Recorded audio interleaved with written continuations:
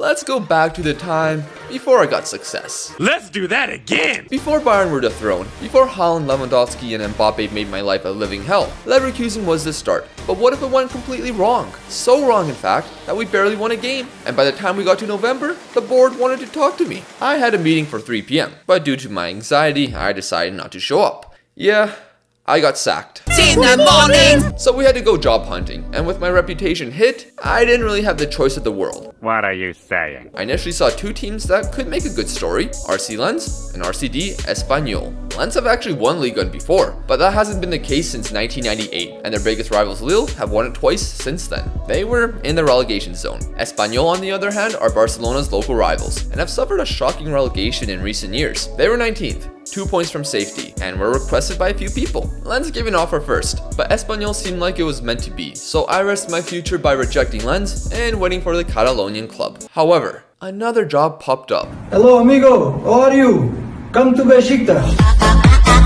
After a good interview, fans were wanting me to come in. I felt the vibes of Besiktas. Yeah, they were 12, but Michy Batshuayi, Pjanic, the Canadians of Larin, and Atiba Hutchinson, I thought it was meant to be, but they went with the safe route. So, Espanyol it was. By the way, if you want to see the future seasons in more depth, I'll be streaming them on my Twitch at The Crew. So come by if you want to hang out. If you just want the seasonal videos, all good. These will continue to come out on YouTube. Looking through their squad, they look better than a relegation side for sure. Although, there were definitely some flaws with them. The squad is kind of old. I mean, Diego Lopez is 40. I also don't know most of them. The ones I do were Alex Vidal, who was a Barcelona flop, and Barba for Vallecano, as I managed them once and got sacked. Yangel Herrera is Venezuelan, Vilhena was a wonder kid back in the day, and Raul de Thomas is more known for his 3 letters than his Real Madrid days. There was also Wu Lei, whose goal tally with Espanyol definitely doesn't match his Chinese Super League days. Now, what tactic are we going to use? The false 9 with Leverkusen didn't work out, so I had a secret plan. It's normally used for emergencies, and I've only told one person about it.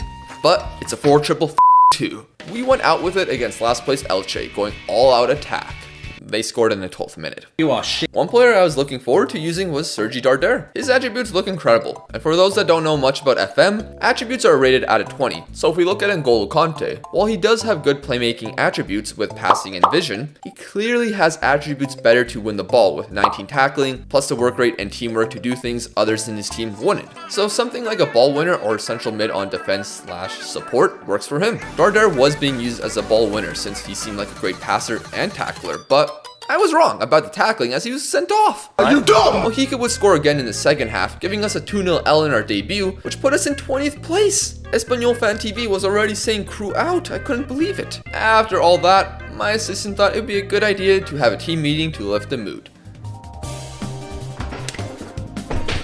With Osasuna next, a good result was needed, and their right back Nacho Vidal got sent off. Is this just a common occurrence in La Liga?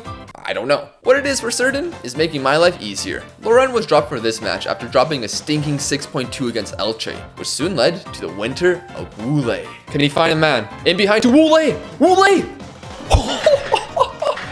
Let's go! Raul de Thomas would score a second to secure the win, although some will call him RDT. Others may say R.D.T.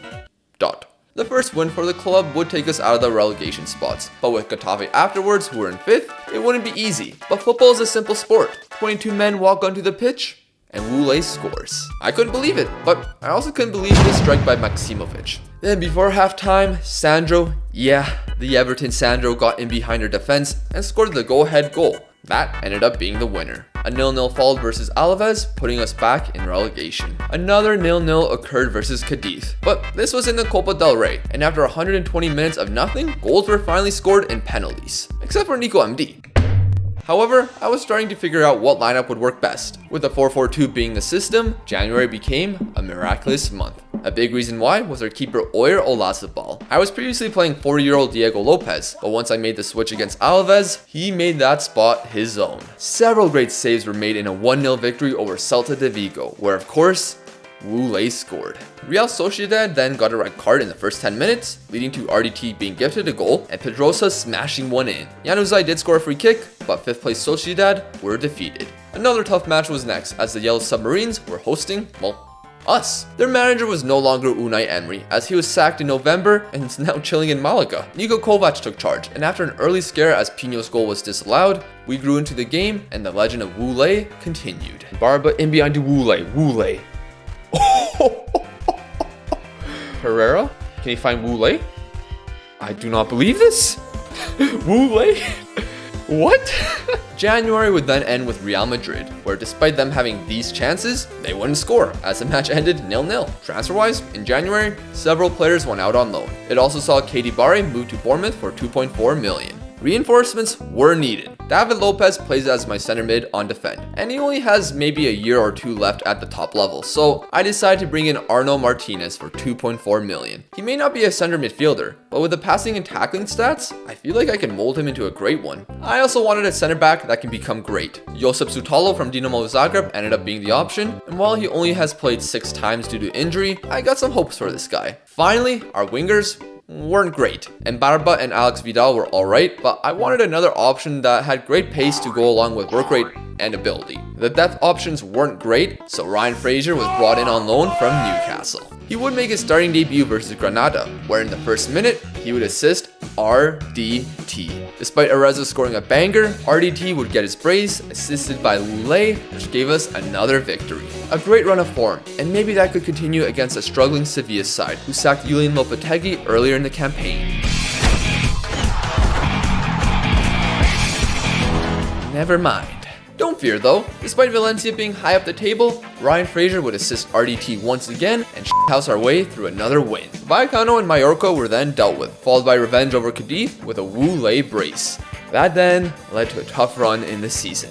Bilbao, Barca, Atletico Madrid, and Real Betis. Bilbao was a tough match, and despite the shots that were piling up, we were surviving. A draw at San Mamés looked likely, until Villa Libre ruined my night. On to Barcelona, who are our Catalonian rivals. Espanyol haven't defeated them in a match since early 2018, but if we're talking about La Liga, you have to go all the way back to February 21st, 2009. Our match though, started off brilliantly, as Ryan Fraser got behind Barca's back line and made it 1-0. 17 minutes later, Wu Lei would get behind, and shockingly, made it 2-0. Yangel Herrera got both assists, and it seemed like we were on our way to a monumental victory. Then, Ferran Torres scored right before halftime. He did it again after halftime too. 2-2 isn't bad. We just need to Simeone our way through this like we usually— oh, come on. Dani Alves scored the pen, and Ferran Torres scored his third later on to strike Spain without the S into our hearts. Ironic since we're in Catalonia. We also got destroyed by Atletico Madrid afterwards. It looked like more of the same was going to happen versus Betis, as they were creating several chances. They're such a good team, especially with Nabil Fekir. So good, in fact, they ended up winning the Europa League. In this match, however, they wouldn't score against us. Instead, Alex Vidal scored and sacrificed his season for it as he got injured minutes later. With 6 matches left, we were in 11th, well above the relegation spots, and not far off Europe. Could we really go from 20th place to European spots in the span of 5 months? Elche got us believing as we smashed them 3-0, getting revenge for our first match. It seemed like Levante would go the same way as we went up 2-0 in the first half. That included a Puskas winning strike by their defender. Then, Roger Misses came up, and no, he didn't miss a penalty or this tap-in. Roger Misses, whose real name is Roger Marti, and it's been in behind to Roger Misses again. And he scored a hat-trick? What is this? We were well behind Europe now, and with Getafe next, it seemed like another L was inevitable. But after months of barely scoring, Wu Lei would pop up once again to score the only goal of the match. The 1-0s continued against Osasuna, as Raul de Thomas, RDT, scored early, and we won again. The chase for Europe was still on, but we were tied 1-1 with Alaves as Jason and the Argonauts cancelled out RDT's goal. But when it seemed like the match was all but over— what the heck? Where did Jason come from? He loses it though. Yavi Puedo. Bang!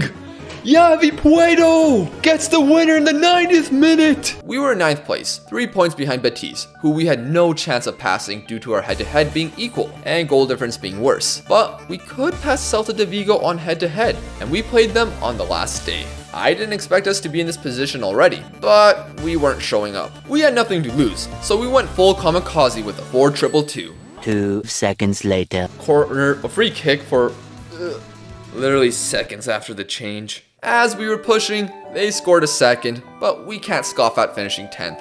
I think I did a good job, and there are some good pieces here. The fullbacks of Pedrosa and Oscar Gil seemed solid. Olazabal was a savior in goal, Sergi Gomez was reliable, while RDT and Wule were the most unlikeliest of duos. There are a lot of players that don't provide much, but some players that are coming out of our youth academy are looking like the real deal to go along with our signings. Will we ever overcome Barca, let alone win La Liga? Who knows, but I guess only time will tell.